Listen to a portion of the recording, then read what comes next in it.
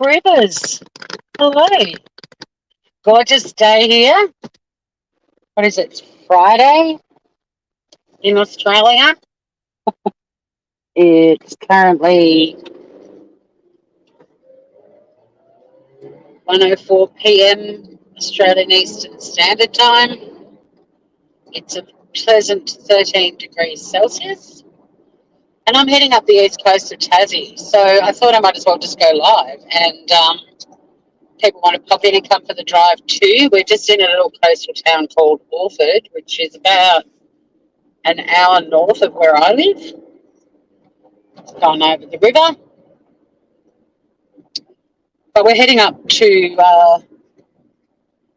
I'm going up to a little town called Akaroa, which is near St Helens, and also beautiful Bay of Fires. Scout, hello! Yay! I'm on my way to my little mini break with four girlfriends. It's a girls' weekend.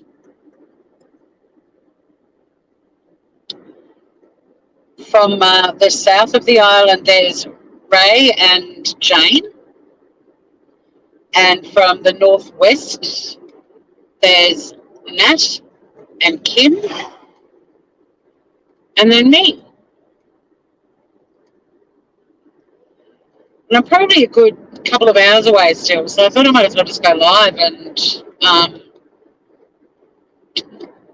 show you guys some scenery. I don't know how great the reception's going to be. Very rare event occurring at the moment. I'm behind a P-plater and they never ever stick to the speed limit, but this one is. Something you rarely see in Australia is a P-plater sticking to the speed limit. But yeah, there should be some lush coastline for you guys along the way. I have done this drive before, but in reverse. I'm pretty sure I've gone live coming back down towards my place in the opposite direction. Sunny doesn't know that I'm away for 2 nights yet, but she'll work it out. I feel happy because she's been really, really floppy and sleeping a lot and just didn't have her usual, oh my God, it's going to take a year to get there if this is the speed we're going to go the whole way.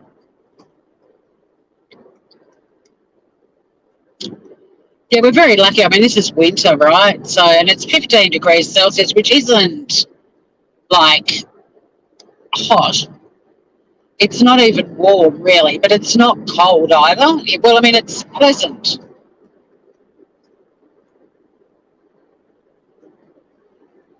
Sunny will be fine. Gina's going to be feeding her and we'll give her a lot of love. But no, she'd been a bit out of sorts, and then I just thought, and she was sneezing a lot, and I thought, oh shit, she's got, like cat flu or whatever. But then I stopped burning the incense I've been burning, and instantly the sneezing stopped. Well, I mean, she's still sneezing a little bit, but not more than she usually does. Unfortunately, living by the beach, it doesn't matter how often you dust, vacuum and mop, it's always dusty. And she and I both sneeze a fair bit. Plus, the coastal wattle, because we've had some warm weather, the coastal wattles that we both react to are blooming at the moment. So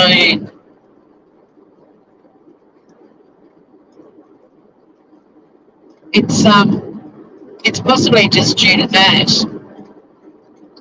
But this morning she was full of beans and running around the house and had lots of playtime with me and lots of massages and treats. Whenever I go away, I've got a little secret stash of treats for her in my bedroom because she often goes to my bedroom after dinner and jumps on the bed to have a sleep. Her bedroom, really. I'm just a guest in her house. So she'll find a little surprise if she goes into my room. That's sort of become her pattern. She has dinner and then she takes herself up to my bedroom because it's quieter. If I've got YouTube happening or watching telly or if people have come over, like she likes to have a post-dinner nap. And then when she hears me getting ready to go to bed, that's when she fires up and she gets the zoomies and it's, playtime.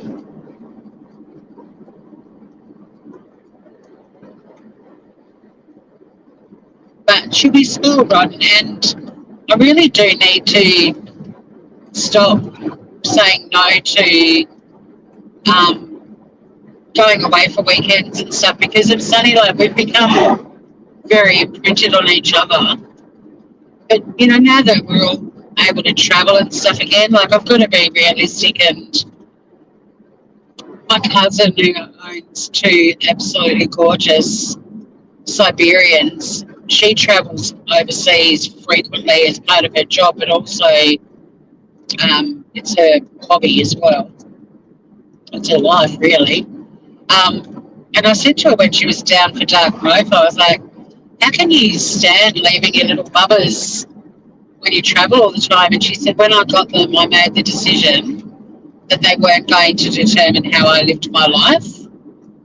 And she said when she comes home, the welcome home she gets from them is so gorgeous that it's worth it. And she's got a regular guy that house sits and pet sits for her. This car in front of me, my God, it's doing we've just passed a little coastal fishing town called Triabunna. If I wasn't keen to get up to the house and the girls, I'd do a bit more of I'd turn off and show you some of the little coastal towns, but I might go live coming back down on Sunday as well because a part of the holiday for me is the drive, and even though the girls that are coming up from Hobart offered a lift as well, initially I said, yeah, bring it on, and then a friend of mine lives in a little town that we're going to go through called Swansea, but she only moved up there 18 months ago, and I haven't been able to see her little place yet. And I really want to pop in and see her, Mel, on the way back and meet her animals that she's got. Because she's got a little cottage farm. It's pretty gorgeous from all the photos. So I sort of thought, well, I'm going to be driving through her town, and even though Swansea is a day trip from my place, my days off are days that she's working, so it's not sort of ever been really convenient. At the moment, we're just over an hour away from my place now. And I was going to punch in the address of the house where we're staying. I'll probably do that in Swansea. I think I'll have to stop in Swansea for a loo stop. There's gorgeous public toilets in Swansea that are on the beach side, and the windows are all glass, so you get a full view of the ocean. But if people are down on the beach or whatever, they can't see in. It's one-way glass. They're really fun. But when I do that, I'll put in the address so that I've got a bit of an idea. But where I'm going is about 3.5 hours from where I live. You're enjoying it, Scout? Wait till we get on the coastline. We're still a little bit inland at the moment. I'll point out any things of note. There is water on the right-hand side of the screen at the moment, but that's actually a lake. It's not the coast.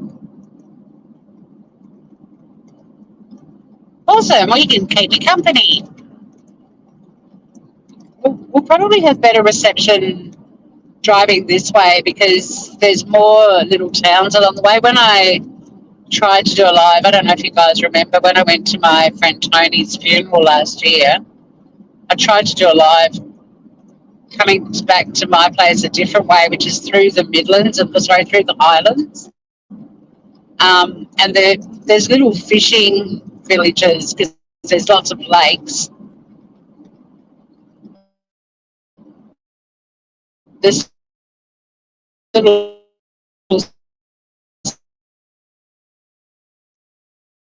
sort of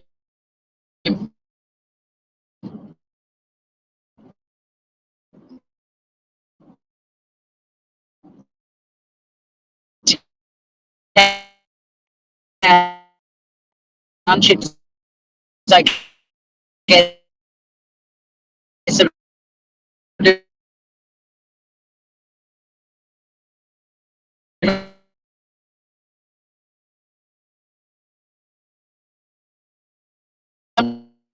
drive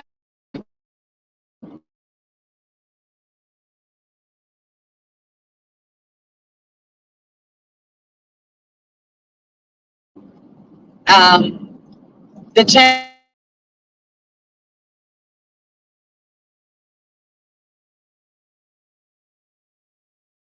where I'm staying is, well, the place where I'm staying is very New Zealand, not very Australian. And there's actually an Akaroa in New Zealand. So I'd be keen to find out the history of Akaroa, Tasmania, and whether in New Zealand.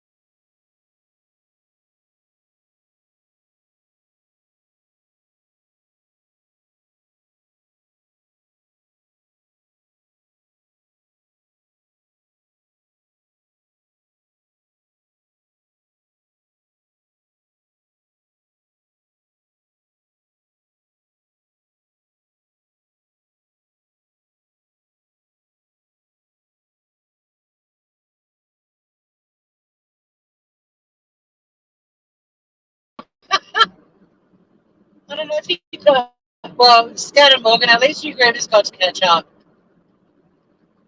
Thank you for giving her all the intel. I can't believe it. I was like, I reckon the reception will be better going this way. And then, boom, I actually got booted out of the studio. And I pulled over and there was still no reception. So I was like, what do I do? And then I thought, well, I'll just try and enter the studio. And when I'm back in range, hopefully I'll be back in, and it worked. But the page was loading so slowly. It was like 1 millimeter every minute. You're still here. Thank you, Scout. Bless you. We're still not actually on the coastline yet. But yeah, I thought that was pretty funny that I'm like the reception's going to be so much better. I'm still stuck behind the P plater. I pulled over and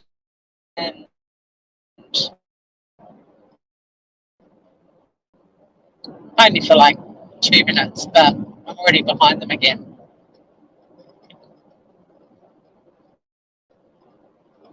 So then when I got booted out, I literally got booted out.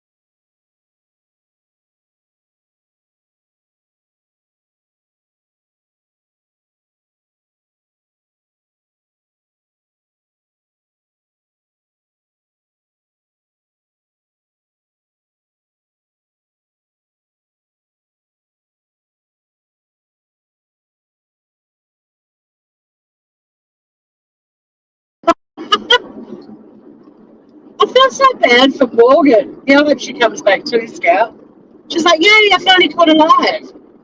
And then, boom, they did burn me again. But I know the system now, like it boots you, and then it starts to reload the page. And then this blue button just comes up on the screen that says Enter Studio, and it was safe for me to just tap on it.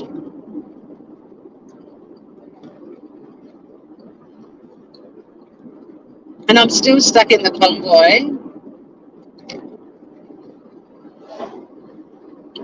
But the road, just to give you an idea, the road that we're on at the moment, the speed limit is 110 kilometres per hour, and the car up the front, in front of the P plater, is doing 80. Look, don't get me wrong, I'm happy just to toot it along. I'll get there when I get there, you know. We can't check in till 3, and it's 20 past 1. I'll probably get there like 4, but I'm fine with that because the girls will have it all, you know, opened up and the fire going, and I'll basically just be able to unload this stuff. We're doing a lot of cooking, so I'll be able to just unload all of the food I brought with me and pop that away and stick my bag in my bedroom and make a drink, you know. So don't ever be the first one to get there, guys. Not that I deliberately planned to be the last one, but I really wanted to go to the gym this morning. We've got a gym challenge on at the moment to do 20 classes in 30 days, or like 20 things at the gym. And normally on the weekends, like, and Fridays, I would do a minimum of 3, sometimes 5 things. So I've been going, like yesterday I went twice. But the other girls, the ones that are coming up down from the northwest, they, when I stopped at Orford just back there, oh, there was an eagle sitting on fence post back there. Holy shit. You don't see that very often. But yeah, so the girls from the northwest, they had sent photos. They were both having lunch somewhere, and with a comment that said, "Guess who isn't driving?"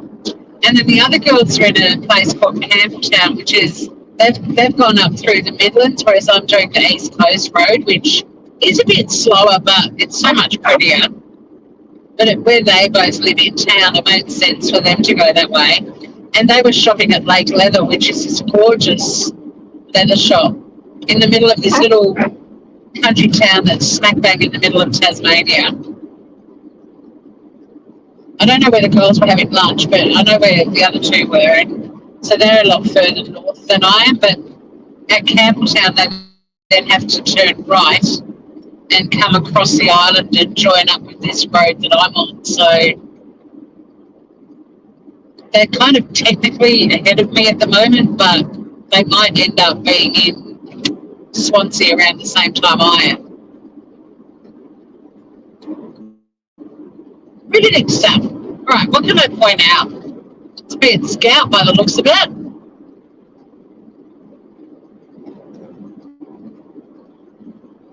An eagle, yeah, I reckon it's got to be good luck.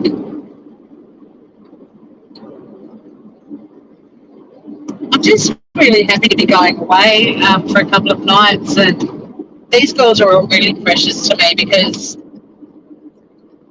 apart from one of them, the other three I met because they were clients of mine when I worked for the company when I had burnout. And when you burn out, something I learned very quickly is how many friends and people in your life just fall by the wayside. You love these drives. I love having you with me, Scout's fun. Like, the job that I had was really full on and very social, and it involved taking a lot of clients out for lunches and dinners and doing things with them on the weekends. And you're so busy in your role that your clients become your social group.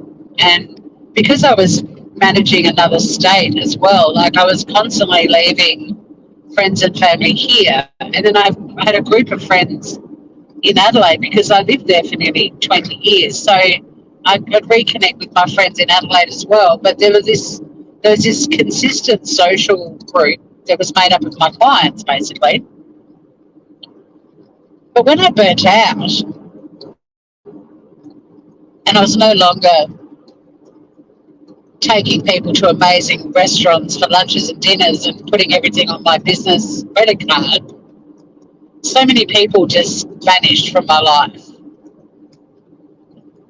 which didn't surprise. They do forget about us, and look, it didn't surprise me because part of my burnout was I was just getting so fatigued by the lack of gratitude. Like you're constantly spending a fortune on people and they don't even have the decency to say thank you, or like every Christmas I would spend so much time buying amazing Christmas presents for them all.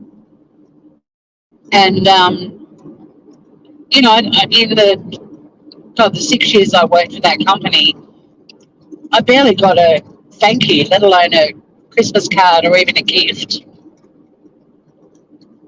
And I mean, this was a company too that encouraged us. Like, if we went in to see a client and they had some people that were sick, some staff who weren't there, and they were flat out, then it was drop everything and help them. Like work for them for free for the day. Like, we went above and beyond in so many ways, as well as just being insanely generous.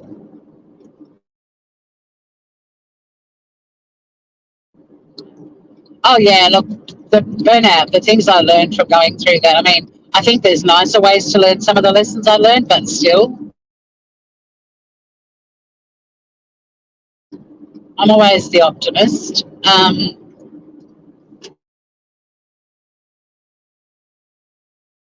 But yeah, so many people fell by the wayside, but four of them, all of them, because they all reached out and they all wanted to know how I was doing, and we all check in on each other all the time. One of them I knew before I started this job, but she also has stuck by me through it all, and that they're worth their weight in gold. I mean, they're just beautiful girls. It made what I went through a little bit easier. I mean, they'd seen my decline, and they were aware that I was just so overworked. And I'll always be grateful to them for that. So they're a very special group of friends for me, and I'll make sure at dinner tonight or tomorrow night I do a little toast to them all and thank them all, because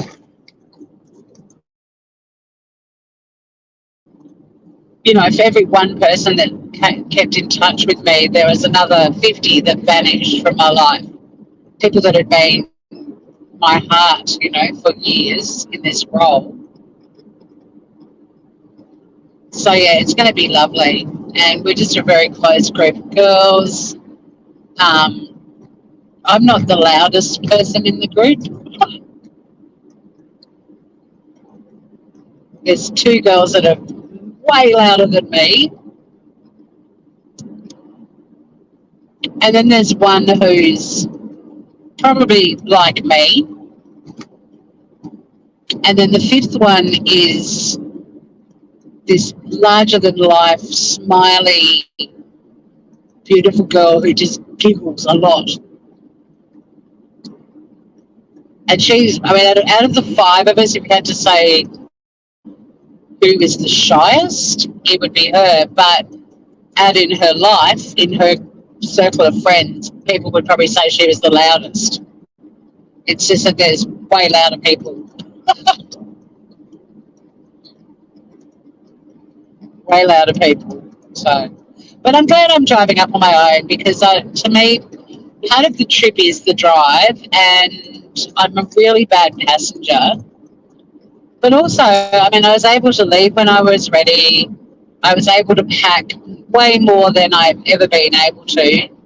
When I used to travel, I had like this little suitcase, and I got very good at minimalist packing. But to be able to take your car, so I've been able to bring like my pillow, my favourite pillow, I've got a throw rug, I've got a hot water bottle, I've got all of my favourite warm clothing. I've got like two completely different beanie, scarf, and matching glove sort of things going on. Um, I've got some gym gear because I wake up really early and the rest of them don't. I'm on breakfast. So tomorrow I did some Googling, and the local bakery opens at 6 and I'm up at 5. So I'm like, right, I'm just going to put on my yoga gear, go for a walk, go to their bakery, and I'm just going to get some pastries and berries, and I've got some yogurt, because we're having a really big lunch up at Bay of Fires. Now, I don't know whether the girls tomorrow want to go for a walk around Bay of Fires or not, but if they don't, I'm thinking on Sunday, after we've packed up the house, I might go up to Bay of Fires and just go live and just show you all, because it's so stunning. The stones are red. They're naturally red, which is why it's called Bay of Fires.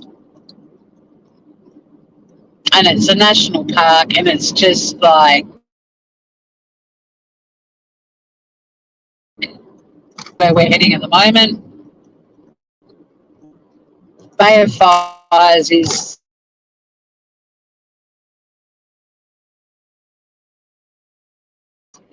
when you're there, you're there. Like, take videos, photos, whatever. Because when I Yeah, both. It's cool. Hopefully it'll be a nice day. Apparently it's going to be sunny but cold. So if it's raining, it's not going to be as gorgeous. But look, worst case scenario, if the conditions aren't ideal, I will get some photos of it and put them on my community page. So the coastline is now, we're on the coast basically, but even though it looks like we're driving through the country, but out the right hand side, I can see an island called Maria Island, which is, oh, you should start to get some coastal shots now. So we're on the Great Eastern Drive. But yeah, there's an island out to my right called Maria Island. But then there's also like there's Coles Bay and Wineglass Bay and all sorts of things happening.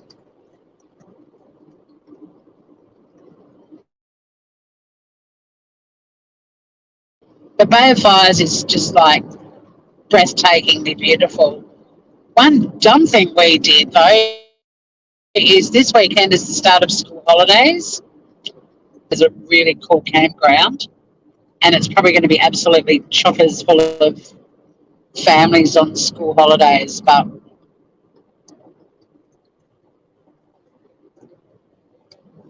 even the busiest places in Tassie are still so quiet compared to other parts of the world. You're getting some glimpses of the coastline now. Awesome. It's pretty stunning. Like we're heading upwards again at the moment, so hopefully when we come out the other side, there'll be a nice view. But yeah, I'm pretty excited to be going away too because I've had two funerals in the last week, and they're both people from my close circle of friends. One who lived in London, his partner's still in London, but we're having a send off for him in August. He was Tasmanian but lived in London. And then there was a really horrible bus crash on the mainland a couple of weeks ago, and this young couple, that it was their wedding, that organised a bus to take all of their guests from the reception back to the nearby town where they all had accommodation. And the bus crashed, and 10 of them were killed, 10 of the wedding guests. And one of the wedding guests who was killed was a local boy from where I live, and a really good surfer and much loved. I'm a member of our surf club, and so many people in our surf club who I just absolutely adore have just been completely heartbroken by Kane's death. And then on top of that, I've had a heap of friends lose a parent or a pet in the last week or two. And then the other night, batshit, it was obvious that I think Humanimal and Miss K have got stuff going on. So yeah, it's just been very. It's hard. It's hard knowing so many people you love are heartbroken right now. Tony Martinis.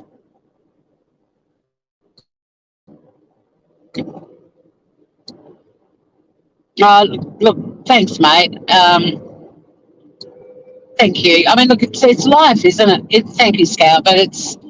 I'm more upset that so many people I love are really upset at the moment. You know what I mean? Like, I've been chatting a lot with Peter, the friend of mine who lived in the UK, his partner, and just checking in on him. And um, yeah, there's just so many people just dealing with difficult stuff right now.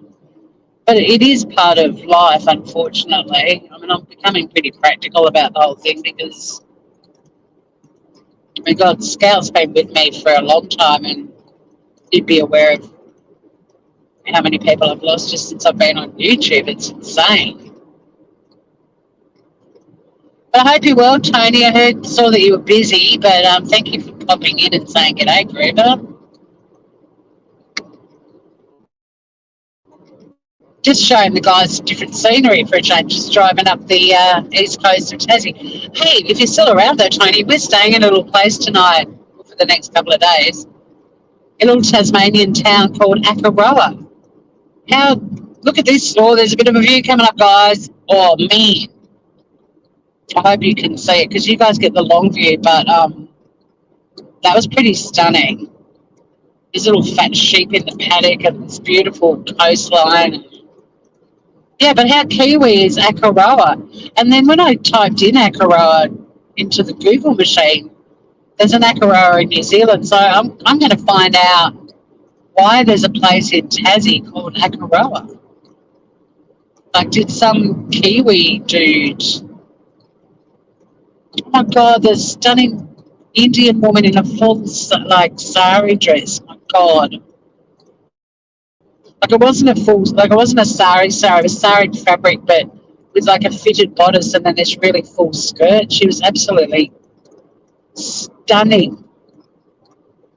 I wonder if that was her wedding dress. Like, it was gorgeous. I know Indian women marry in the colour red because it's lucky. I'm a bit hit and miss with chat too because I can only really look when it's safe to. And I've had a good run without anyone up my bum, but I can see a car is getting closer to me because they're going faster than me. So, yeah, Akaroa. You think you've been there? The Kiwi one.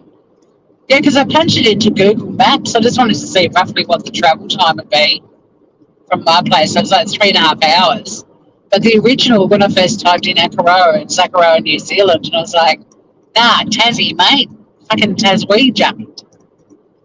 So that's my mission, is to find out why there is a little town on the Tasmanian coast, East Coast, called Akaroa.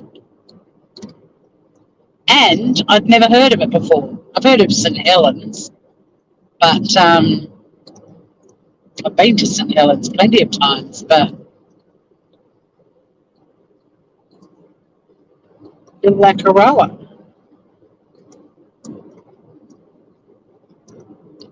To the right, we have Spiky Beach. And to the left, coming up, we don't have time to stop, sadly, but is the Spiky Bridge. It's like this bridge that was made with all of these spiky stones. It's just here on my left. You won't be able to see it. It's right there, though. I might stop there on the way back. I might show you a few things on the way. I feel like I've already shown you guys Spiky Bridge when I went live driving home down the East Coast one time.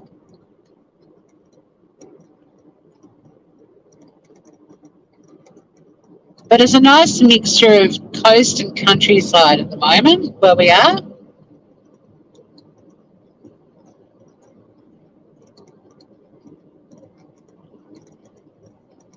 Oh, so your Akaroa is 4 hours from you, and the Akaroa I'm going to, Tassie, is 3.5 hours from me.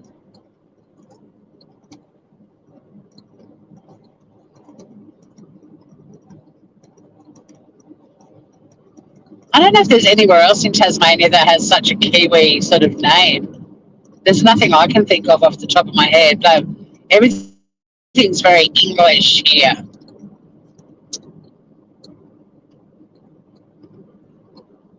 Maybe St Helens for starters.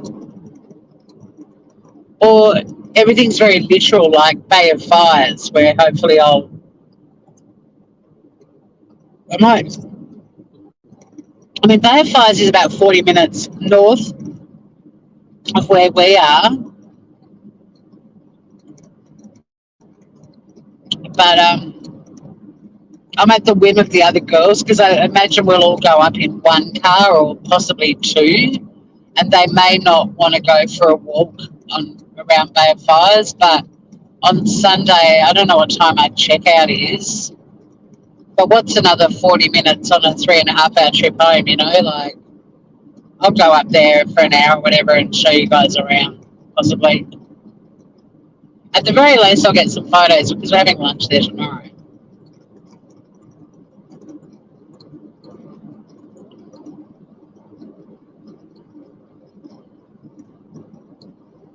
Jill! I can't read comments at the moment, but hello. Are you not working?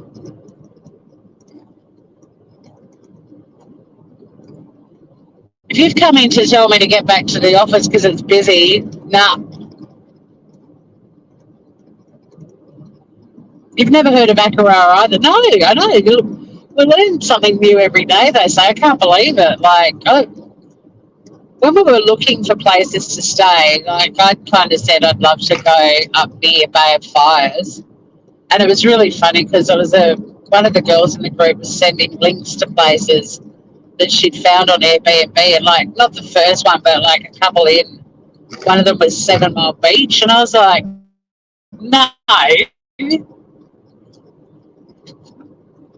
Like for those of you not in Tasmania, 7 Mile Beach is pretty much one of the closest beaches to where I live. I was like, Nat, it's a shit beach. I mean, it's a beautiful beach, but it's shit compared to my beach or the beach where I live. We're entering the little township of Swansea, which is super cute. Welsh. I've been to Swansea in Wales too. On the left, we have Catesbury Farm. Kate's a transgender woman with a very deep voice. Welcome to Catesbury Farm. I know I'd probably get accused of being fucking politically incorrect for saying that, but it's true. You go in there and Kate greets you, and Kate's like, welcome to Catesbury Farm. Del will vouch for me if Del's been in there. And even if Del hasn't been in there, Del would know about Catesbury Farm. Oh, you're home with Dallas, sick today and yesterday. Oh, he started antibiotics. I hope he's on the mend soon. That must explain why I got a message from our fearless leader telling me she'd put 18 new clients into the system last night to try and take the pressure off. I told her I appreciated that very much. But yeah, hopefully little man's feeling better very soon, Del. Oh, look at Scout sending healing vibes to little Dallas. Bless you, Scout.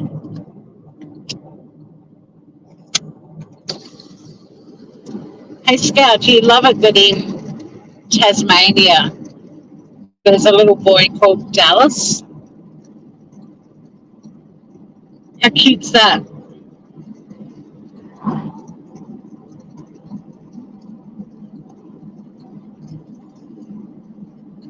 It's a little bit of Dallas, Texas in Tasmania.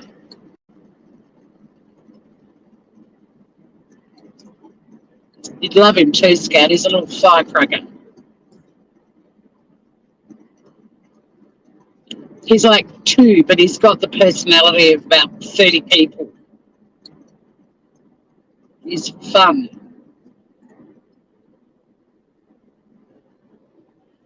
So this is gorgeous Swansea, and I thought I'd be doing um, a pit stop here to go to the loo, but so St Helens is 120 k's away, and Akaroa is a little bit before then.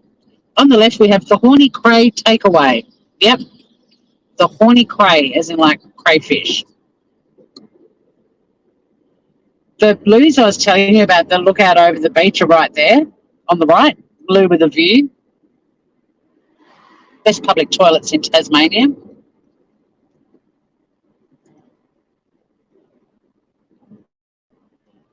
But I don't need to go to the loo yet, so I'm just going to keep going.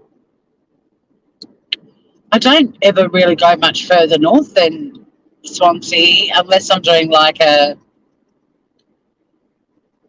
Sometimes when I was at Stuart Tidal, I'd come down the Midlands Highway and then I would actually cut across and come out and do a little bit of the East Coast drive home. But where we're heading today, I haven't been up this way for years, like years. I can't even remember the last time I was in St Helens. Actually, I just thought of a friend of mine who lives in St Helens. I might catch up with her on Sunday.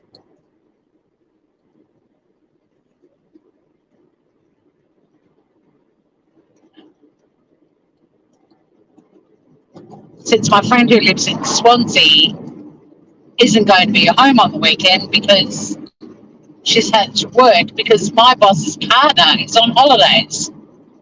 What the fuck? True story. My girlfriend who lives here in Swansea works at the same place as my boss's partner, and because my boss and her partner are on holidays, my friend who lives here is back in town working the only weekend in the entire time she's been up here. And I'm like, I'm coming to Swansea. Well, I'm going through Swansea. Let's catch up. And she's like, mate, I'm in town because I'm covering for your boss's partner because he's on holiday with her. I'm like, what the fuck? I've got a bone to pick with them. I haven't really. It sucks, but I can come up to Swansea anytime. Swansea's gorgeous. It's got really gorgeous cafes and fish and chip shops and good little second-hand shops.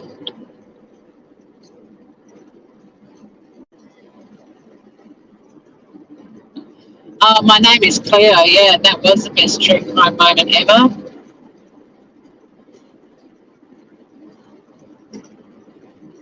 She's 60 Minutes did another story on them recently, and she's so grown up now. Like, it's crazy how quickly they grow up too. But yeah, wasn't that an incredible story? And we were covering it, and unfortunately, like just the nature of true crime, it was looking bad for sure. And the fact that they found her alive and rescued her, it's incredible. But I think, we're all sort of not wanting it to be the worst outcome, but you just naturally.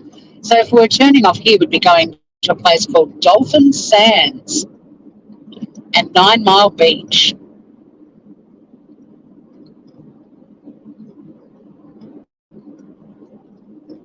But we're not. But a lot of this drive from now is going to be like, not the first time I've been this way before, but it's going to be a new experience. Just remind me at some point. I'll have to put Google Maps on because if we get to St Helens, we've gone too far. Akaroa is before St Helens, so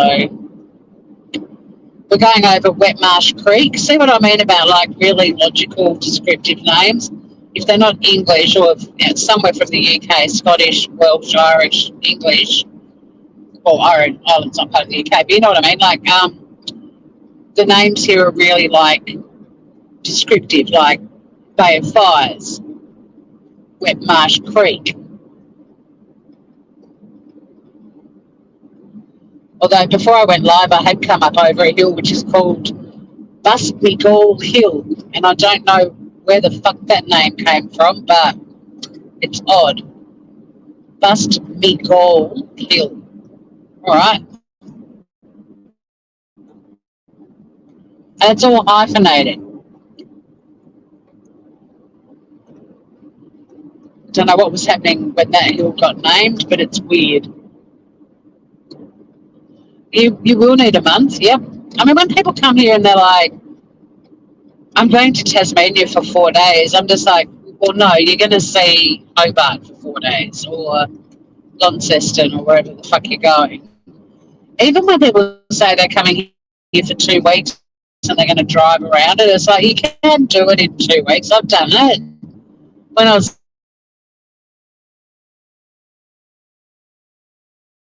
living in Adelaide, my partner in my 20s, I was with the same guy for a decade, and Tim and I came down and drove around Tassie for 2 weeks around the time of my sister's wedding. But, we were sort of like there wasn't time to just go, hey, this is lovely, let's spend a good idea of Tassie in a month.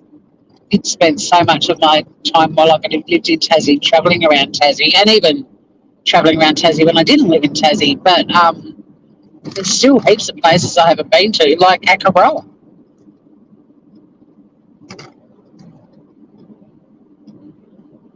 But yeah, a month and camper van's the way to do it.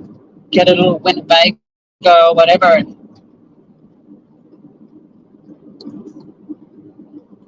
And there's just so many different landscapes here too. Like, we've got snow-capped mountains, we've got a lakes district, we've got temperate rainforest, we've got Queenstown, which was mined, and the sulphur killed all of the trees, so it looked like a moon crater for a long time.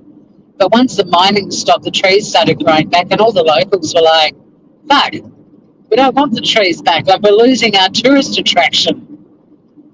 And then we've got all these amazing beaches and incredible coastline, and I think we've got the highest cliffs in the southern hemisphere. And then down in the southern part of the state, there's all these like gorgeous sort of rolling valleys with apple orchards and fat dairy cows, and the northwest of Tassie and the west coast are just like fully exposed to the ocean, and the driftwood is like, it's logs, it's actual like logs, not little bits of wood. And then there's Mount Wellington looking out over Hobart, and the view is insane. Even Hobart being like a harbour city is, there's not that many around the world, weirdly, that like a city at the base of a mountain in front of a harbour. And then, we've got like bush, but we've also got pine forests, and it's just something for everyone.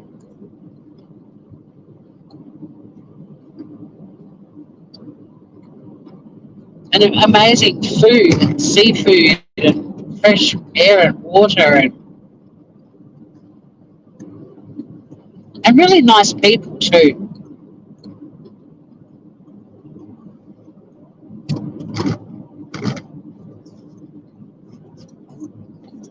If I do say so myself.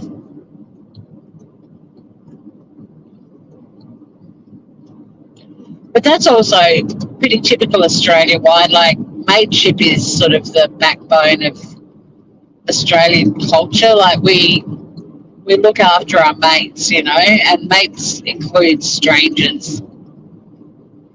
A lot of people that come to Australia, they can't sort of get over how much we look after each other, but it's just, mateship's just sort of the heart of Australian culture, really, which is what I love about it. Don't get me wrong, there's fuckwits here. There's fuckwits everywhere, though. Some gorgeous, we're sort of in a bit of a wine country area now too, so we've got Milton Vineyard on the left, and it's this beautiful old weatherboard homestead, and you can sit up there on their veranda and drink their absolutely delicious wines and have their locally made cheeses, and very nice way to spend the day. Oh shit, I'm getting low on olive oil. There's a place up here too that sells the most amazing olive oil in the big cans. I might have to stop there on the way back. And then there's another vineyard up here on the right called Springvale, and they make gorgeous wines as well.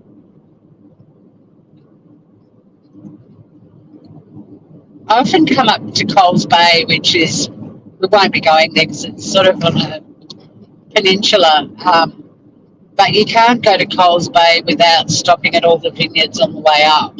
Even when I came up here to Sapphire in August last year with my mates the Andes, we had to stop at every vineyard on the way.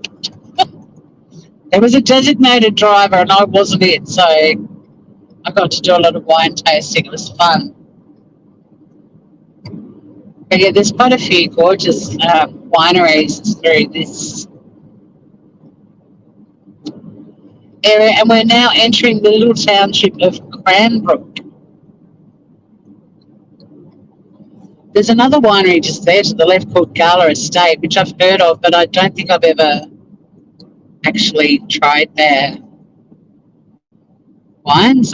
Craigie No Vineyard is just in there on the right, and I've been there. There's a really nice patisserie here too. Yeah, there is, just there where the swans are. Oh no, that's the Gala Estate Celador. Where's the I'm sure there's a little patisserie around here that everyone raves about.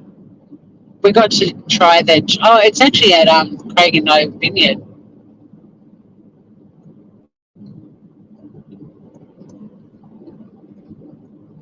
When we stayed at Sapphire, one of the day trips that you could do was the wine tasting. It was only like a half day trip, and we did it. But they they put us on the morning one. So we're at this vineyard back there at like 9 o'clock in the morning, getting absolutely shit faced. They took us in a little bus, and we were taken back to Sapphire for lunch, and we were absolutely drunk as skunks.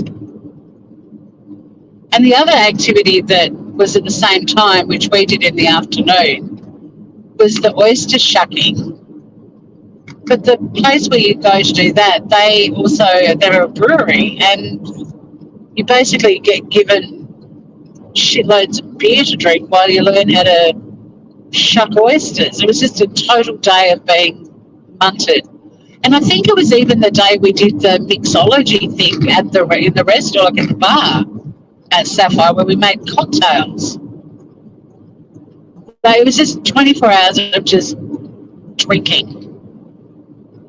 But it was pretty funny being tipsy in a vineyard at 10 o'clock in the morning, learning how to prune grapevines.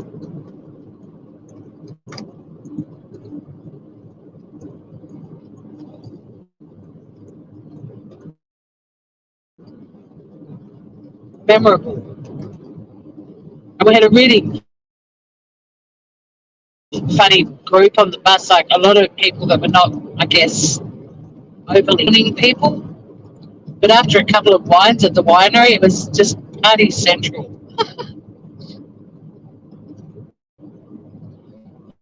Had a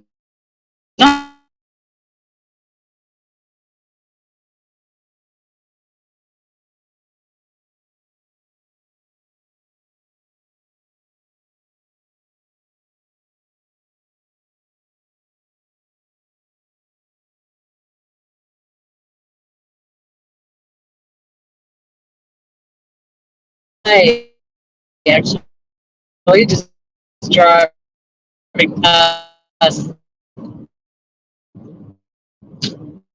that vineyard.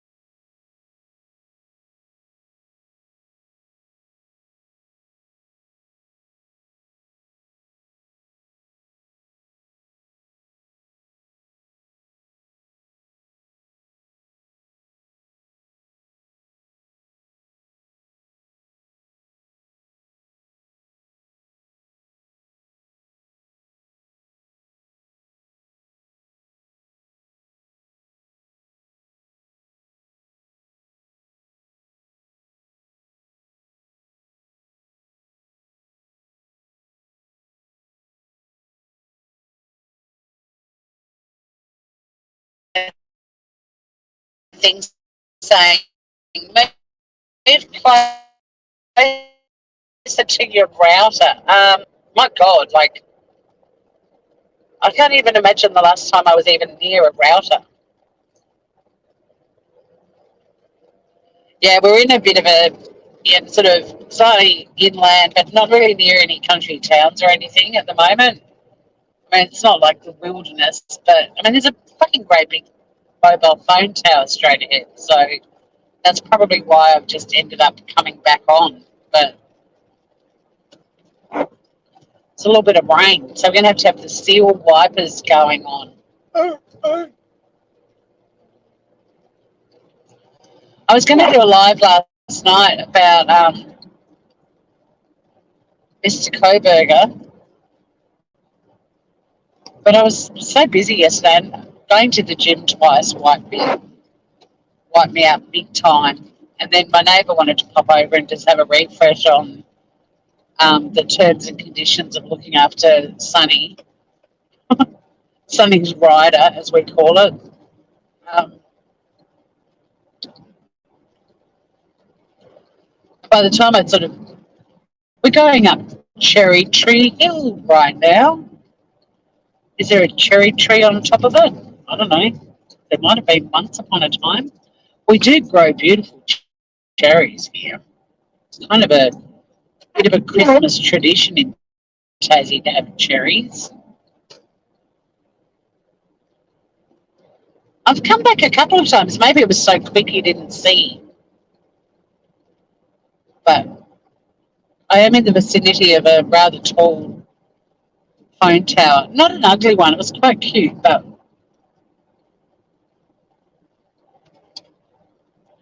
we are sort of. I mean, we're not that fuck nowhere because there's other cars on the road, but we're kind of in a low density area when it comes to like population.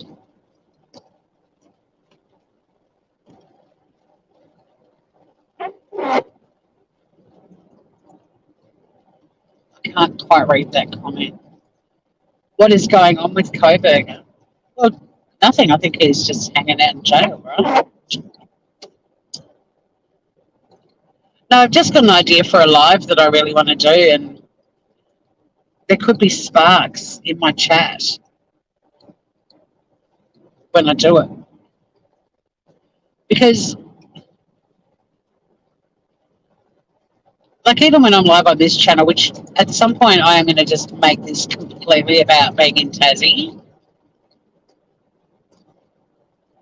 but people always bring up. So there's another winery here, Devil's Corner. They make a lovely drop, a lovely, lovely, lovely drop just in there. Um, yeah, I mean, I could be cooking, and people keep bringing up fucking Brian Coburger, or I can be dry. I mean, I've just brought him up myself, so you know. But I am shifting my focus with my channel. So my mods on this channel. Well, I'm going to start doing more videos for starters, and less lives, at least until people start limiting. And that's the whole point of having the separate channels, was to try to Freycinet Vineyards on the left. Amazing. But yeah, the whole point of sort of having the three different channels.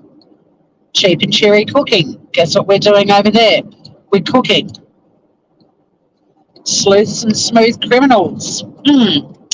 What might that channel be about? I don't know. Probably true crime.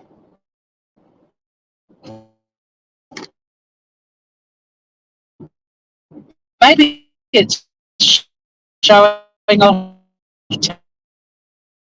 as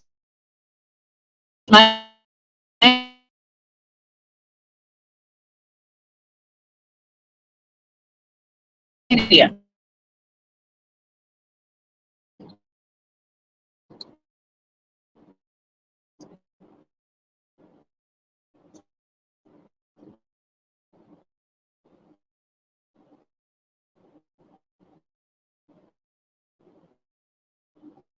But my mods are going to, well,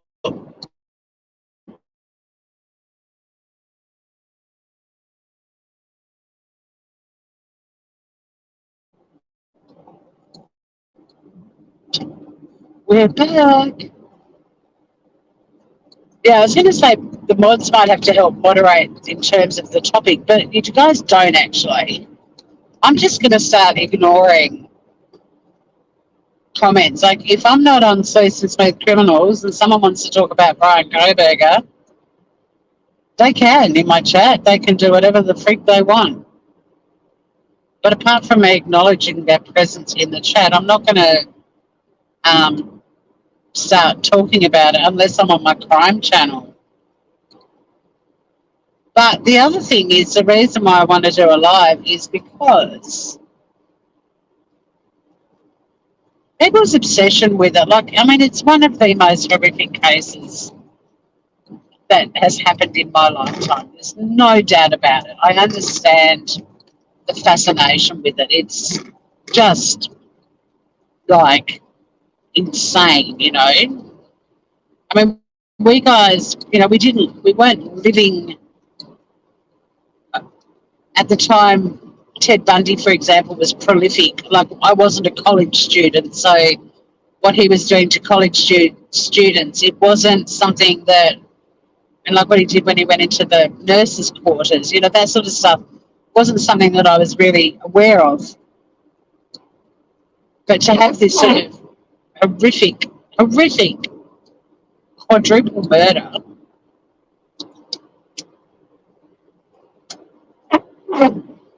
like, it's insane. And I understand why everyone is fascinated, because it's just it's not unique. Unfortunately, Idaho has now had another quadruple murder. But there's so many channels putting all this shit out about it.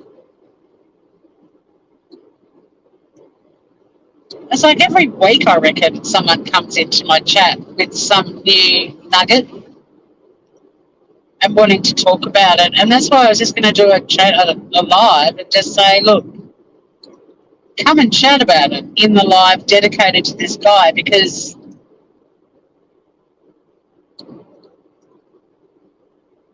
it's not that I'm not interested in what people have to say. I am, but it's like, it's not a live about him, but he's always been mentioned.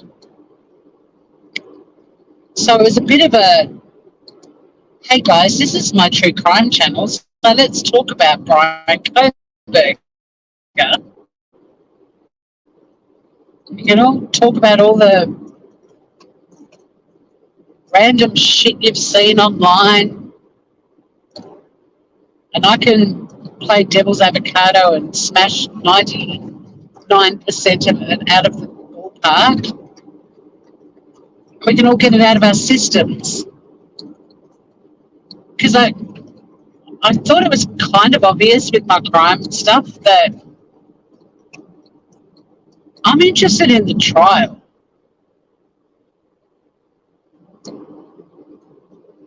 That's when the relevant facts will come out, and let's talk about them then. But it's like there's some new fucking thing every week that's got everybody who's obsessed with the case flapping their lips about it. And half the time it hasn't come from a credible source. It's not even verified. And all these little channels and subscribers run with it like it's some new earth-shattering, groundbreaking bit of info that's going to completely change everything about the case. And it just isn't. Like, if it's something that's relevant to the case and it's actual evidence, we'll hear about it during the trial. But until then, think about the source where you heard it from and ask yourself, if it's such a crucial bit of information,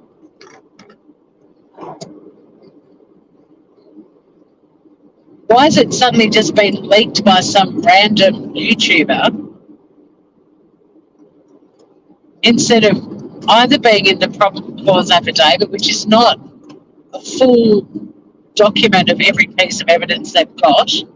It's just enough to show they had probable cause to charge the guy. Like, we only know a fraction of the evidence the cops have.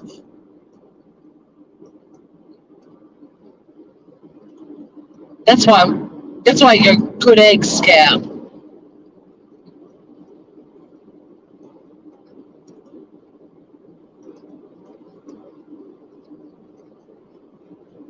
But it's just the way the true crime world has gone in the last few years. Like, when I first got like heavily into true crime online, like I've always been into true crime, but when I got into it online, Web Sleuths, this is before YouTube, the website Web Sleuths, and Trisha's got a YouTube channel now, but she was the creator of the biggest online forum in the world for true crime addicts.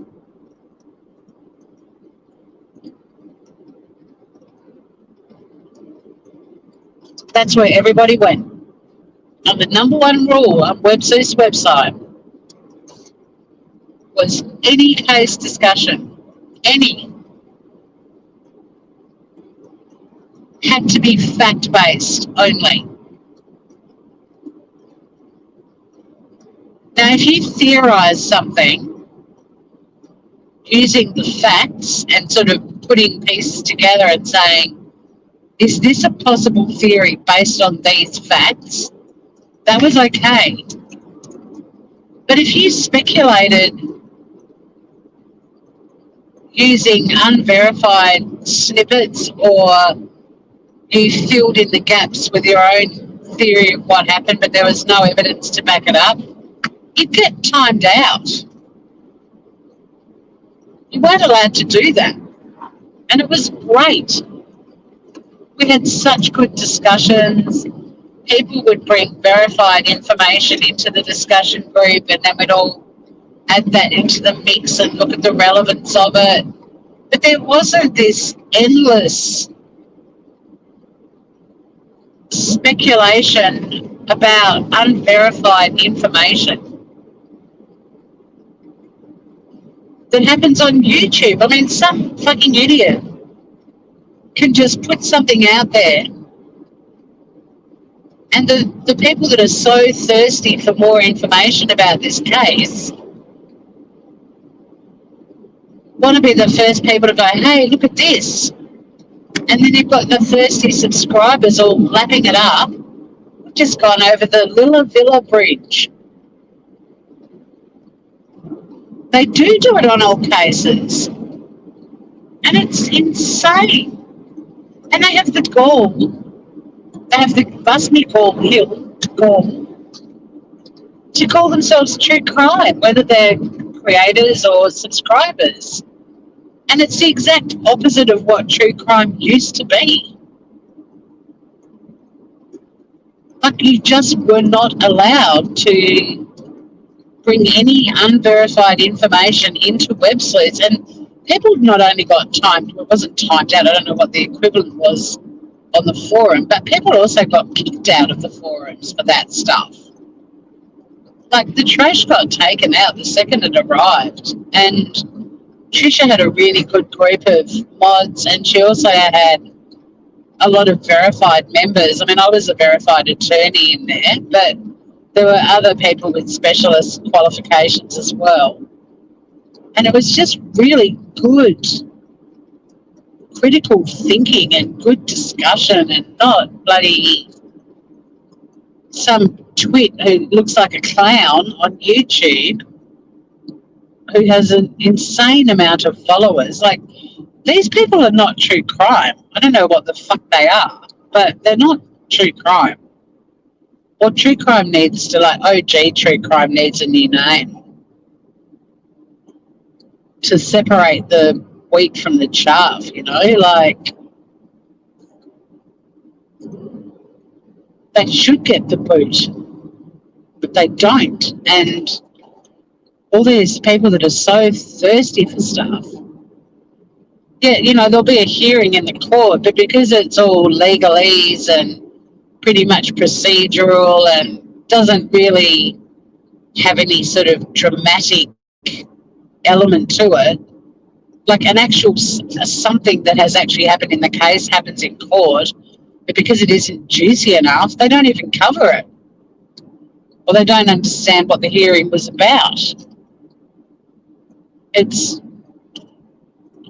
October is when we'll be talking about that case again, because that's when the trial is.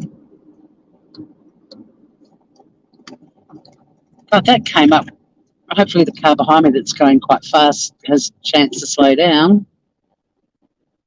That came up without warning. Little dude on his tractor. Bless him. Bicheno. Now, Bicheno, I used to spend my childhood here sometimes. I think twice Dad brought us all up here for something different. We used to go to Bruny Island. Shanna, hello. I was just crapping on about the whatever the YouTube true crime community think they are. They're not true crime in the true sense of the title. Just, how all these bloody channels on YouTube that have absolutely no credibility keep putting stuff out, and then all of the people that are just thirsty for more scandal and drama connected to the Idaho 4 case, this is the one I'm particularly talking about, are just all talking about it. And it doesn't matter what channel I'm on. I know I've got a lot of people interested in the case, but I mean, I could be cooking, and I have people coming in going, oh my God, did you see the latest about Brian Koberger? And it's like, I'm cooking right now. But what I'm going to start doing is if I'm not on Sleuths and Smooth Criminals, I'm not going to acknowledge the comment. I'll say g'day to whoever it is, but October is when I'm going to talk about that case. We learned from the master, Shanna, when it comes to clickbait. So this is Bicheno, another cute little coastal town that we're tootling through. I'm not sure I've gone the right way. In fact, I'm almost positive I haven't. Oh, well, we're doing a little drive around Bicheno.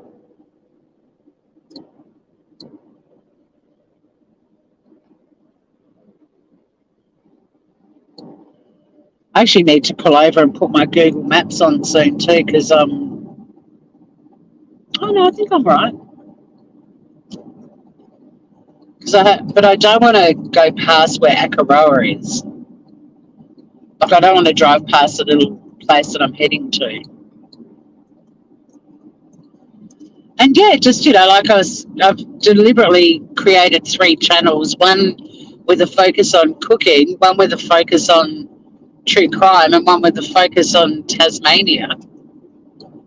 But it doesn't matter what channel I'm on, there's always somebody going, oh, have you seen the latest leaked video about Brian Koberger? And I'm like, well, no, but also I'm talking about Tasmania right now. I don't know why they think I give a shit, because the information, I shouldn't say that. I love the enthusiasm of my subscribers. Please don't take this the wrong way. But it's like you're at a Pearl Jam concert wearing a Metallica t-shirt. Read the room, guys. I haven't been up here for such a long time. I don't even know if I'm going the right way. What I might do is punch in Google Maps shortly.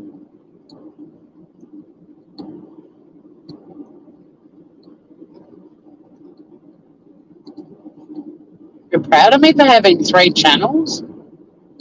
Thank you for updating Shanna on where I am and what I'm up to, because, yeah, I'm not able to read a lot of chat at the moment. But, well, the idea was to make, because I felt like my, just doing everything on one channel, that it was very,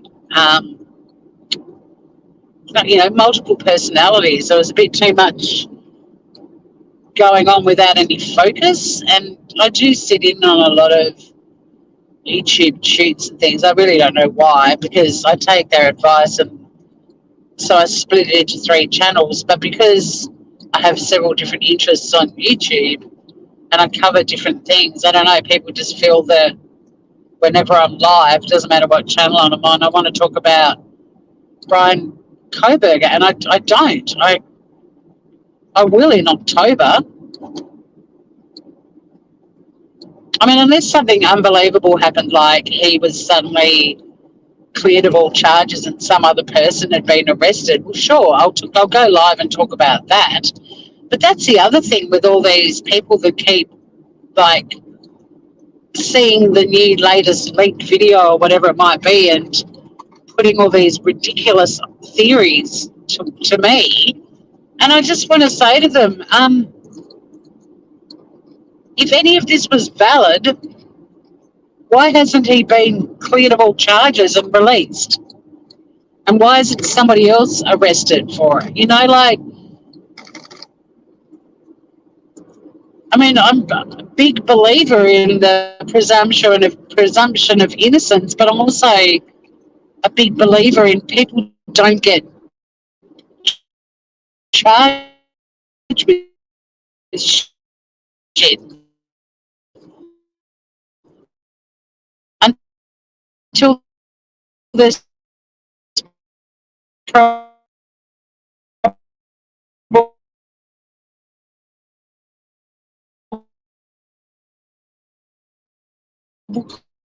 cause. And sure, something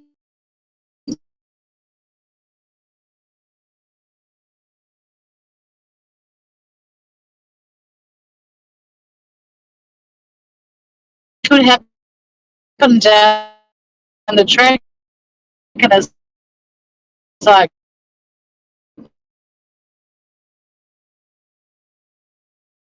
oh,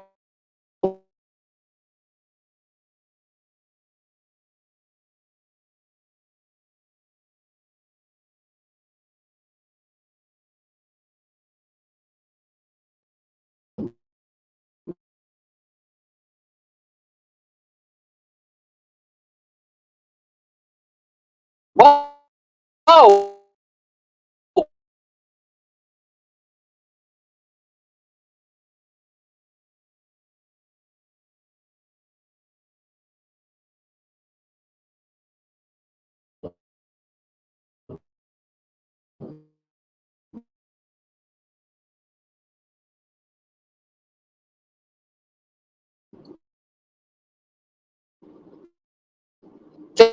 there's this extra thing going on, or we actually can't hold this person anymore, whatever. It does happen. I'm back right when we go past Nature World. I didn't even know, and you can buy bags of horse poo for $1.50. I didn't even know there was a place called Nature World in Tasmania. Nature World. This is fun. I'm finding all this new stuff with you guys. I've not been up here for years, years and years. I've done a lot of exploring of the island, but this part of the East Coast, I haven't come up this far. It's fun.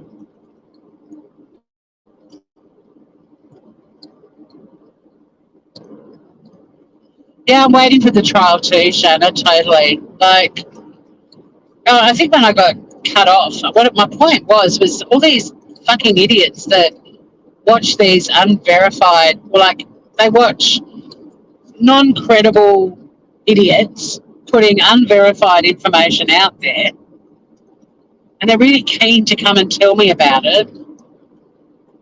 And not just when I'm live, but in comments too. Like, I'm talking about at least a dozen different people, by the way, some of whom I adore. And I don't know why they've drunk the Kool-Aid, but anyway, they have. But you've got to look at everything and question it. Don't just see something and go, oh my God, this is going to change everything.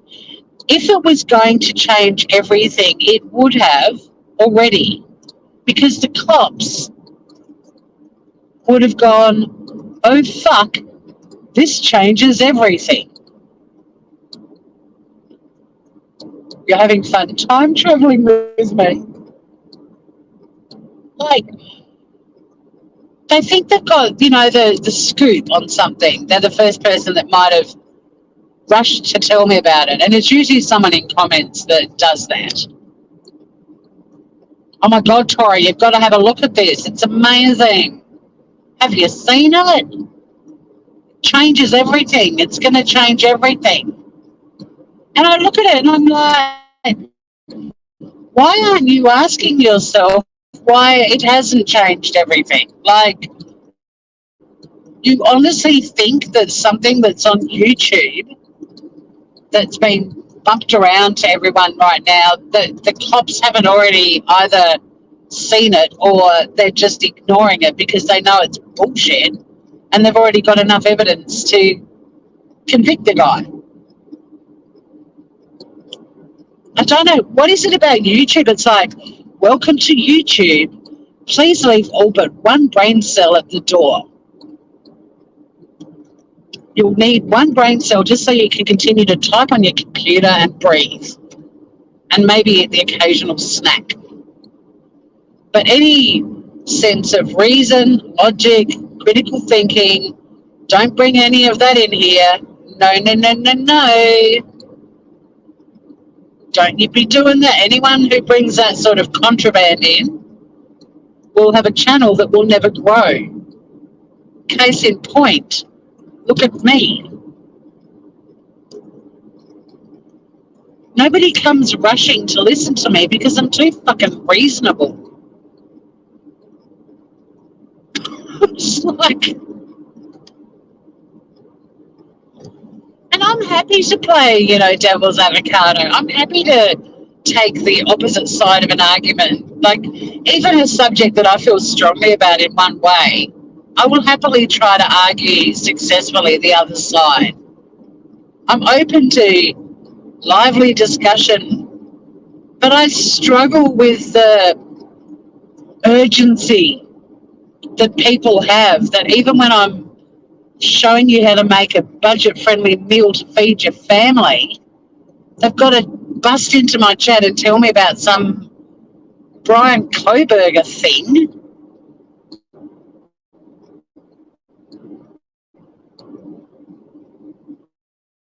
I don't know if they want the glory of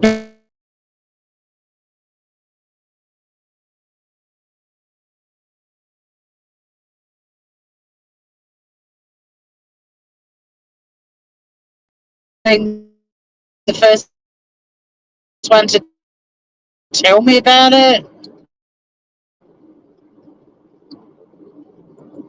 or whether they just think it's so unbelievable I have to be.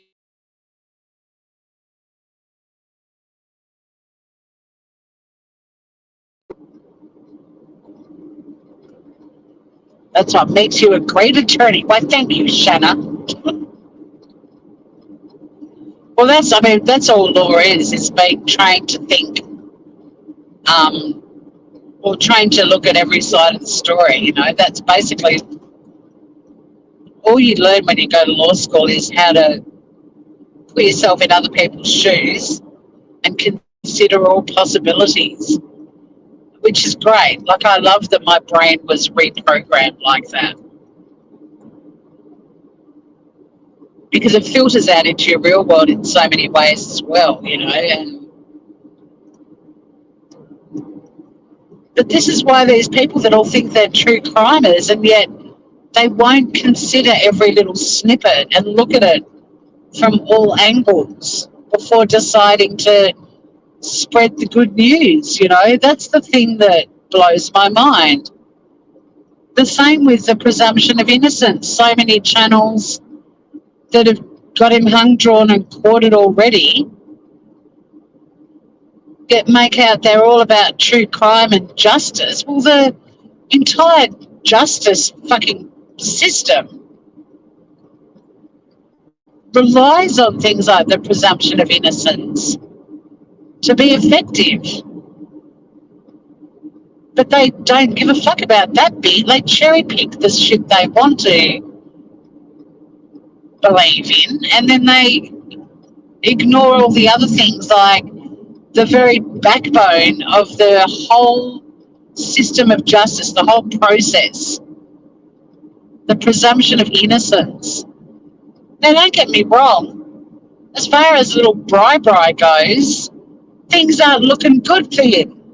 Just on the fraction of information and evidence we know about, it's not looking great for Brian.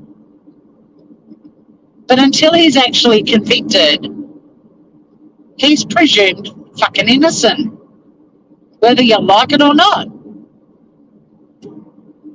But how many YouTube channels are talking about him like he's already been convicted? The majority of them. And, I mean, Joey Wilson was in my chat the other day talking about it again, and I agree with her on that point about how YouTubers have already got him undrawn and quartered. And we were going to do, that's partly what the live is about, but it's also just, I'm happy to just open up my panel and my chat to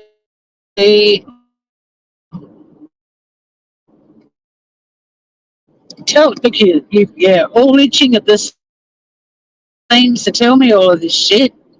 Let's go through, give you a few questions to ask yourself before you rush in to tell me about the next little bullshit thing that gets leaked. Like, don't run to my channel with this gossip, because that's what it is, when I'm really trying to show that unless it's fact-based, I don't want it on my channel. On the True Crime channel, I just don't. There's no point. I'm not that channel. I'm not going to play the leaked video and analyse it for 7 hours with 20,000 people watching and 50 million super chats. You're never going to see me do that. If that leaked video has any relevance to the case, guess what? It's going to be in the trial and we'll talk about it then. But I bet you my left tit, it's got fucking nothing to do with it. Or it's not particularly interesting or relevant. And if it is particularly interesting and relevant, we don't know the context of it yet.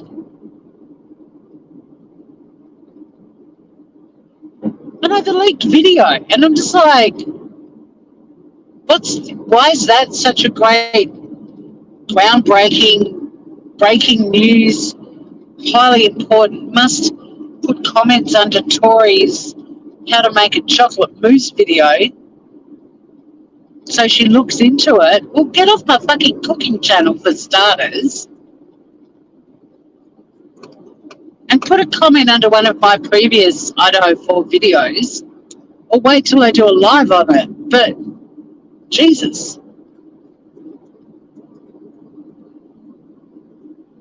Why does everyone, not everyone, why does everyone who follows these unreliable bullshit YouTube channels, why do they all think they know more than the police and the FBI? The video is a red herring. What? I found a channel that just had clipped it to just play the video, and I watched it and I was like, yeah, and?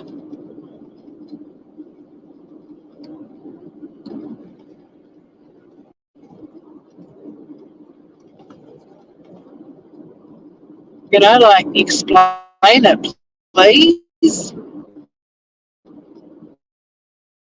And oh my God, I always thought he was the DoorDash. Probable cause affidavit says the DoorDash driver was identified.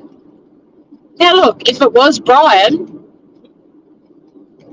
he was also identified as the most likely fucking suspect. And he's now actually charged.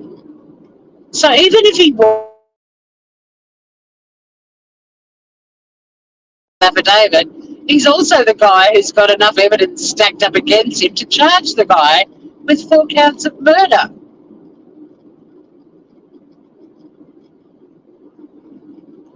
You reckon people love to be lied to?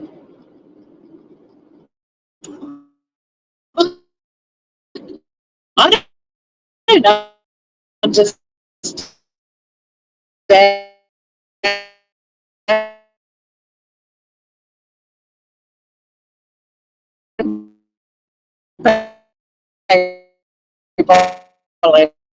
anymore.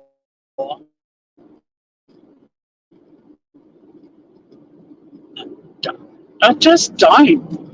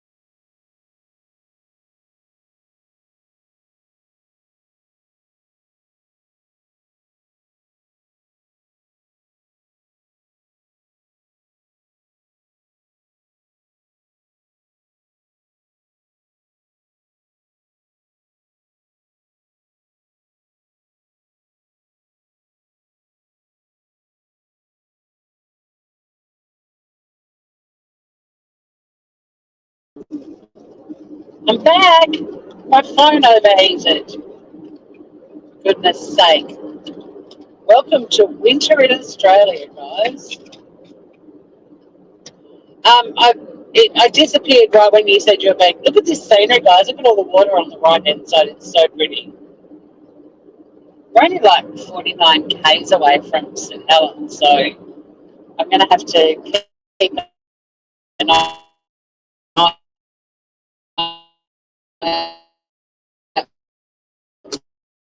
for turn off to Akaroa, but I also have to stop and buy some milk. Oh, I was just falling apart. I wouldn't mind stopping and just stretching my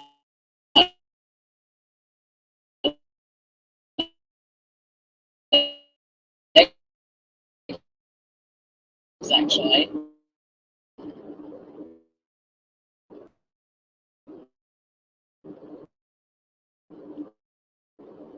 That would be a nice thing to do. Reread something. But my phone, literally, they do glamping in there. It's really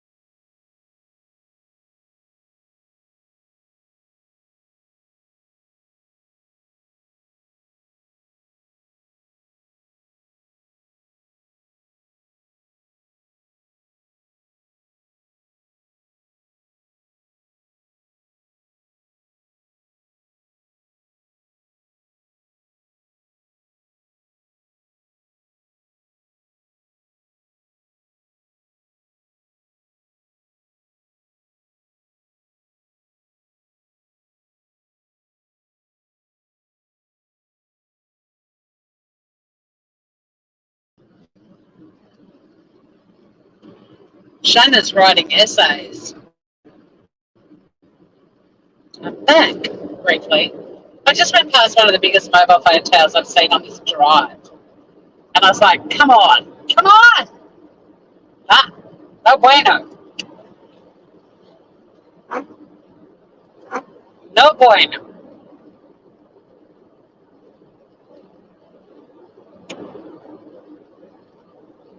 I am starting to feel like I need to do a wee. I also have to buy some milk. And I really would like to stretch my legs. We're going past the Iron House Brewery. Not great for milk shopping, but if anyone wants a beer, just in there. Just in there.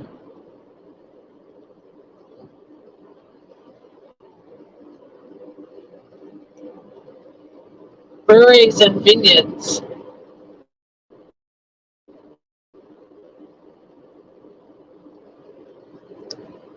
I had a little ute with a load of wood on the back of it right up my bugger before. And then when my phone overheated, I'm like, just pull over and put the aircon on and let you ended up ahead on the left.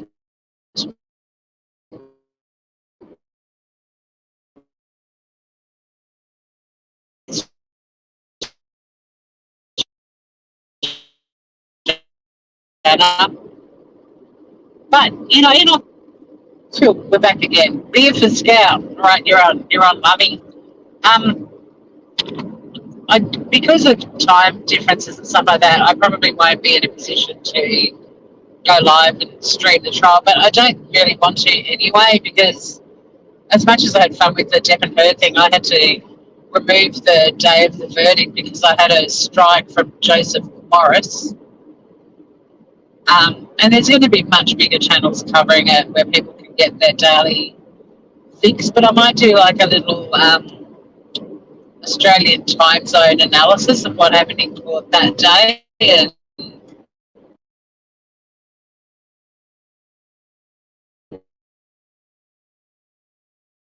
really good little summary videos and just show a few of them and just have a general discussion, because there's no way I can do the getting up in the middle of the night and then working. But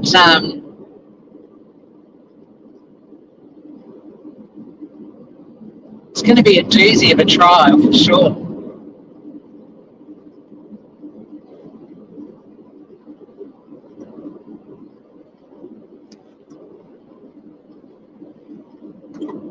And I'm really keen to,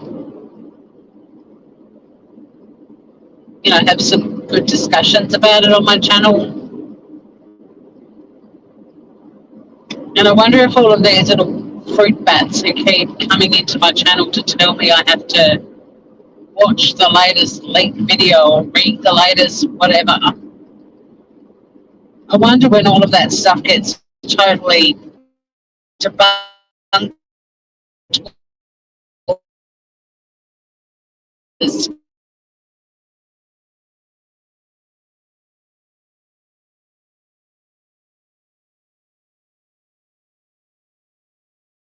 just, oh, it's so beautiful here. Look at that. It's like, I mean, you guys get the long view, but it's just like water, water, water everywhere. There's people down there on the rocks. Actually, there's some rocks just there that are red, like the ones at Bay of Fires, but there's nowhere for me to pull over.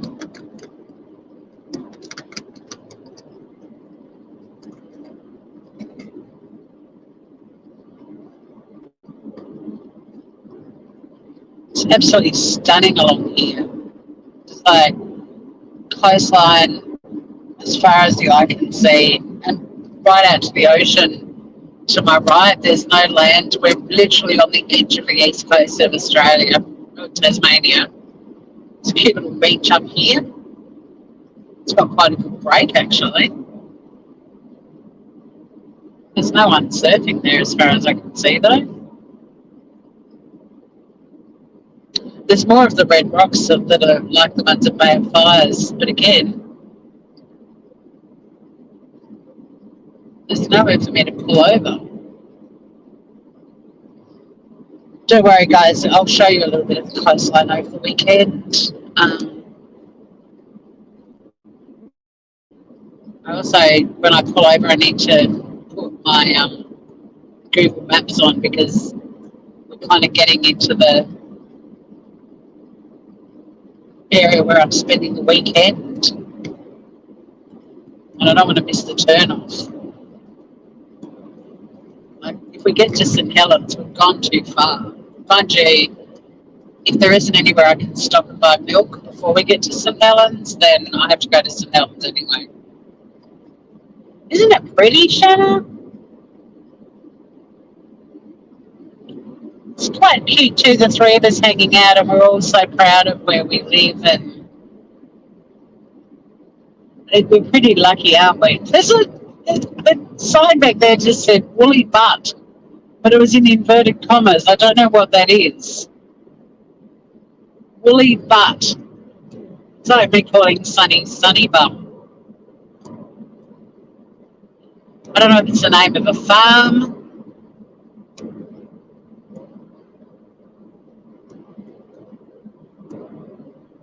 It's very pretty, isn't it? Lots of farms in this area. Like we've been driving past many paddocks full of cows and sheep. Like it's proper rural farmland with a coastline border. Although we're going a little bit inland now.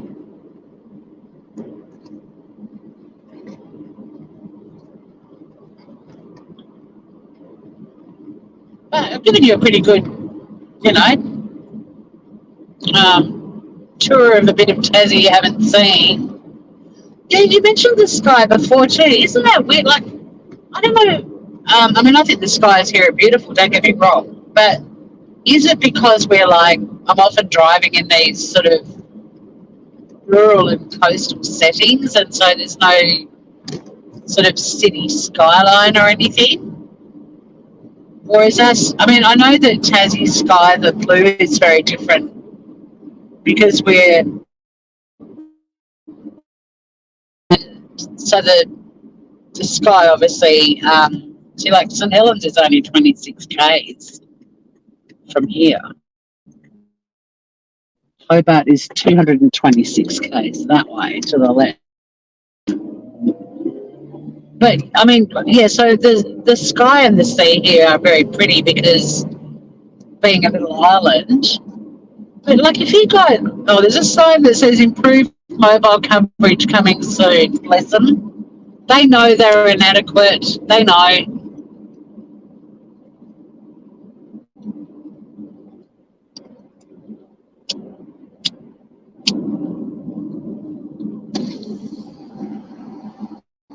So yeah, I know we get a different blue. Is it the blue that you think makes it so? Because I mean, it takes my breath away every day. I don't take it for granted, but it's also familiar to me. Like this is the sky I know, and you know, obviously, when people live in cities, the sky is very different, and there's pollution. And I mean, I've been live for 2 hours, and I'd already driven for an hour prior to going live. We haven't been close to a city, and we're still a long way. Like the nearest city to where we are now is Launceston, which is the largest city on the northern part of the state. Population of like, I don't know, 80,000 maybe. Colour blue and the puffy clouds. It is a peaceful day. It's pleasant 14 degrees Celsius. Winter. People, mainland Australians always talk about how cold it is in Tassie. It's 14 degrees Celsius, so it's not warm or even hot, but it's mild.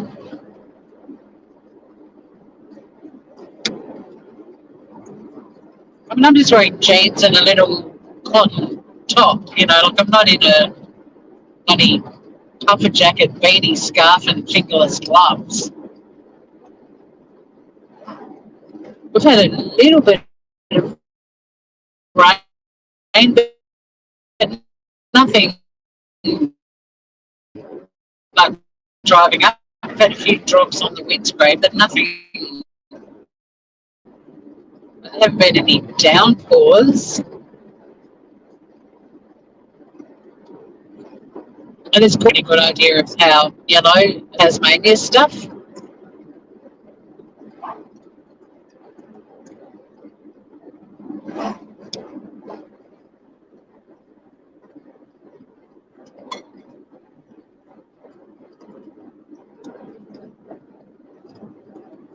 But I mean, I do feel like I'm living in a painting every day.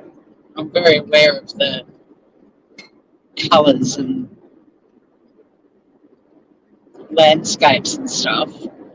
But living in Tassie is also like living in a stand-up comedy show because people down here are just so funny, but we can laugh at ourselves.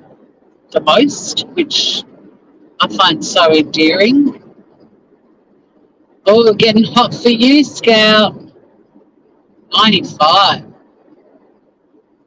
Humid. See, humidity's where I'm like, I mean, I've lived in Vietnam and I've travelled to many a tropical location, but the climate in Tassie is dry, and I love a dry climate. I don't mind not being in a humid place. I like travelling to humid places because that's when you know you're on holiday. You get off the plane and you're like, I'm on holiday. I'm in the humidity. But a lot of people are moving from Queensland to Tassie because the humidity's getting so bad up there. And they're very attracted to a dry climate. And we're starting to get humid weather here too. Like global warming is doing its thing, but it's still nothing like other parts of the country, especially sort of far north Queensland. Very tropical and very humid.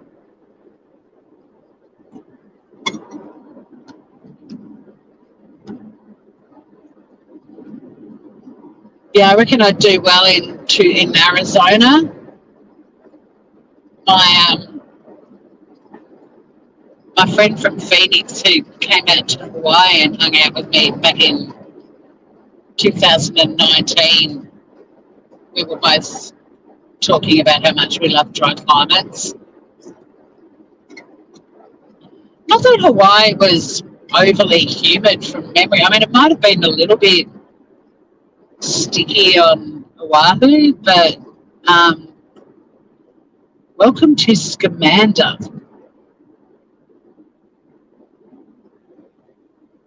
Somebody's selling some succulents. I do love a roadside stall, but I don't have any change or notes on me.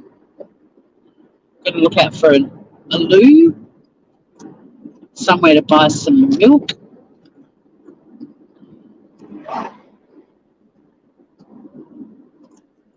Yeah, it's a little girls' weekend too, which haven't done one for like a long time, but they're really good girls. It's going to be loud. It's going to be loud. I'm traveling. I'm meeting up with 4 girls that I adore. No, I just went past a little general store. That's okay. The Rivermouth Cafe. Look at that view straight ahead. That's pretty gorgeous. Like I have not been up here for, I reckon, 30 years. And I'm inspired.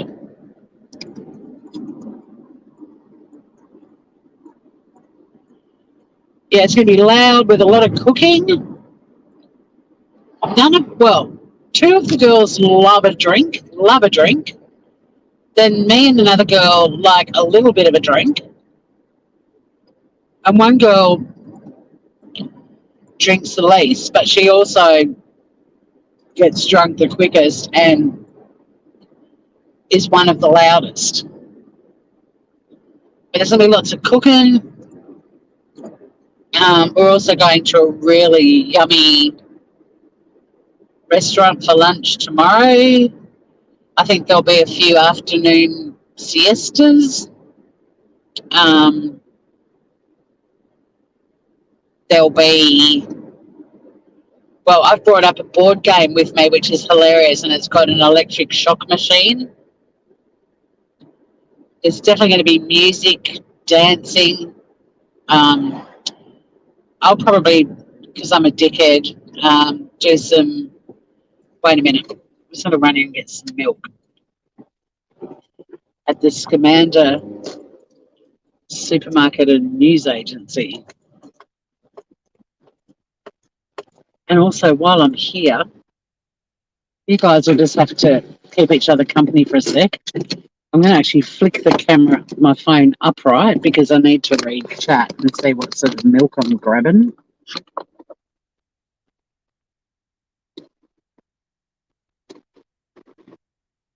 Um, Why am I still getting stuff about the 4th of July? Like, come on, guys. Oh, look, Perplex QT is currently talking about the leaked video. Quelle surprise. Pretty sure I'm just getting full cream milk. Lockbox near front door with the code. Got to take his shoes off, please. We're busy shopping. Anyone else arrived at St. Helens yet?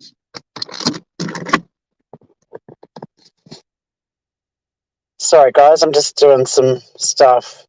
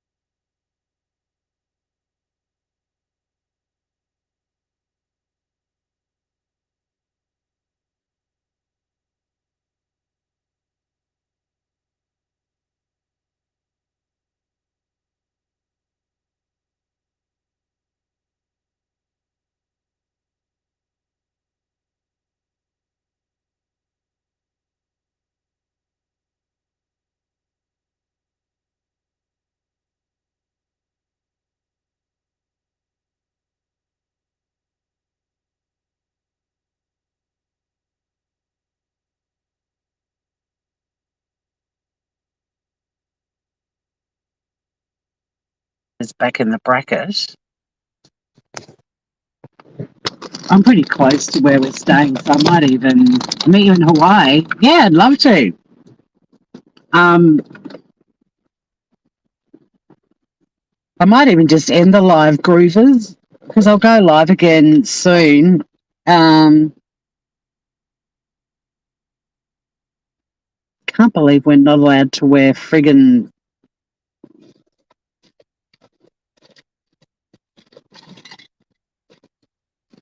shoes. Apparently we can wear slippers, but who fucking owns slippers, right? Thank you so much for hanging out with me, beautiful girls. And Tony, who popped in earlier. But yeah, I think I'll end the live because my phone, I can't run maps while I'm on YouTube as well. And I'll go live again. Either I might do a quick live because I'm an early riser, or a quick live from Bay of Fires. Otherwise, Sunday I'll definitely go live again. But instead of being live the whole drive, I'll do a live from Bay of Fires and we can go for a little stroll. Then I'll head home because I think, I really appreciate you guys hanging out with me with the reception cutting in and out like that, but it's probably annoying. So rather than put you all through that again, we might just do a little quality live and then do keep an eye out on my channel for a Brian Koberger discussion because I really think it'd be refreshing for some people to just go live. Like so many people are just going live bashing Bullhorn Betty, for example. Like boring. Not many people are going live just calling out all this friggin' nonsense. You know? So I think we will do that. And I don't even mind if people come in with nonsense that we can respond to, but I just would like some common sense conversation, Oh, what the next headline will be. Okay, and then I'm out of here. I think I'm the earliest one up here, which is bizarre.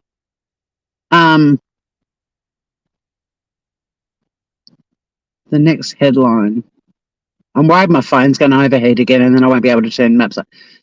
Koberger hasn't pooped in a week. Could be hiding evidence in his colon. It's going to happen.